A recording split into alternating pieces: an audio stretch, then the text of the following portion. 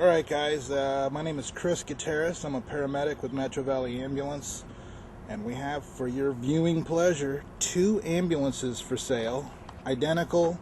They're both 2006s, and we'll go ahead and do a walk around so you can get a 360 degree view of both of these guys, and then I will go through the outside compartments on both of them, and then we'll go into the patient compartment and into the cab, and we're going to go over everything.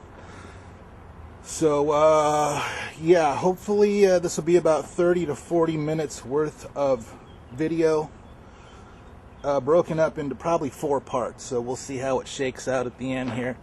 So basically what we've got, let me just point this out, we've got code 3 LED side markers. So on the upper side warnings, the rear quarter panel, the front fender, those are all programmable. They have 23 different flash patterns, so if you don't like the pattern that they have, you can change that, but both rigs are set on the same flash pattern. The front also has LED programmables in the grille, and then there's the speaker, siren speakers below that. Up above is a code 3 MX7000 bar that's got mostly red rotors with some clear down in the bottom there. And then if you probably notice, it's got 2 side floodlights, the regular halogen, but then it's got the magnifier HID light that kicks out 20,000 lumens.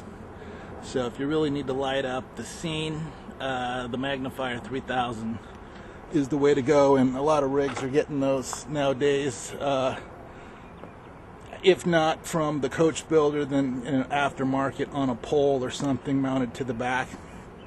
Makes a huge difference, especially if you work in a rural environment. So let's go ahead and start going through the compartments. The back here, this is set up for fire service. So this is a space for your bunker gear, your turnout gear, your coat, pants, boots, helmet, and stuff for there. Down here is space for, let me lighten that up, SCBA tanks, and then you can put 3 spare D tanks in that holder right there. So 2 SCBAs and 3 oxygen D tanks. This is the side door. We're going to go in there in a minute. Side entrance to the back. This is where you would keep, your jump bag, the monitor, your portable suction, whatever you're going to take inside the house or the scene. And there's a charging station for a Rico portable suction unit. So there's that. Down here's the batteries and a slide-out tray. And then we'll go into the cab in a minute. Let's just do the outside compartments. On this side is the house oxygen tank, and then there's enough space in there also to put the driver's bunker gear, helmet, coat, whatnot over here. Regulator comes with both of them. You'll notice it's got a high pressure line in addition to the low pressure line. That's because there's a gauge on the action wall inside, so you can see how much you got left in the tank without having to come out and look at the tank, which is a pretty convenient feature. Down here, just more space for whatever you want to put, extrication gear, restock supplies, whatever. You can take that middle shelf out if you want. So if you wanted to put a generator for Hers tool or something like that, you could do that. This is the backboard compartment, which is really big. There's some shelves there for headbeds and seat collars and whatnot, but if you notice the side for the boards, you can put several backboards. There's space for a scoop stretcher, a folding flat. You couldn't put a Stokes basket in here, almost, but it's pretty big. And all these compartments are, they have like a Line-X truck bed coating, which it helps protect the inside of the compartments, and it also helps with insulation. It's a pretty quiet ride. And I'll just go, it's the same exact setup on both rigs. I'll just kind of go through this quickly. I don't want you to get bored and tune out. Same kind of thing also, Rico portable suction station right there. Battery area. And then we'll swing over here. I'm trying to hurry this along too because it's supposed to rain and it's looking kind of ominous outside. This is the O2 area over here. Same deal. Same regulator, same setup. And over here, same space for that. And then same deal with the backboard compartment. And you've got that. And then the engine's not running right now. If the engine were running, these lights would be on. All of the compartments light up, but the key has to be engaged. I'll turn it on when we go in the back here. Let me get these fired up. And I'm just going to bounce back and forth between both rigs here. That one going.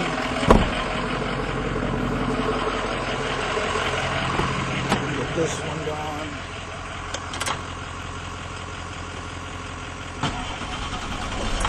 Alright. So let's jump in the back. Alright, here we are looking in the back of the first one.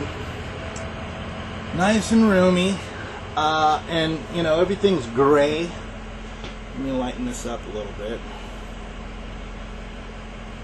That's about as light as it can go. Gray interior, which is my personal favorite just because it doesn't date the ambulance like maroon and electric blue and some of the other colors that coach builders use. So if you ever wanted to do a remount and put this box on a new chassis, you could totally do that without, you know, the box looking like it was a remount. So up above the rear doors, there's cabinet space there. There's a real deep cabinet space here. On this wall, two really big drawers that you could customize and put dividers or whatever you want in there. Down here's a shallow space for restraints or extra belts for the gurney. There's the CPR seat. It does have, the back does fold down, so if you want more counter space, you could totally do that. Otherwise, you can just, you know, leave it as a CPR seat. There's real shallow space below here for bedpans, emesis basin, urinals, all the stuff that you hope you never have to use when you're transporting someone. Here on the action wall, there's a blood pressure cup, the suction's there. The regulator, I have the regulator for the suction connected. It doesn't come with the ambulance. This is just my tester so I can demonstrate that it works. So, yeah, but that's like $100, Rico suction. Up above, there's more cabinet space. There's a lockable narcotics locker. So if it's the ALS rig, there's a key for that. More space down there for oxygen masks, cannulas, whatnot. On the ALS wall, that's what they call that. That's for your AC vents up above. This is all the gear that you would have down here that's accessible from that side compartment.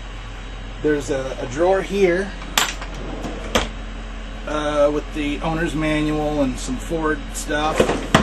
This is big enough for a file rack, so if you want to put patient care reports and extra documents in there, you can do that. This does have a vented window, so if you want to open the window, that's a huge plus in my opinion, to get some fresh air. And then on the bench seat side, there's some cabinets up above the bench seat. Another oxygen outlet in case you got a patient on the bench seat.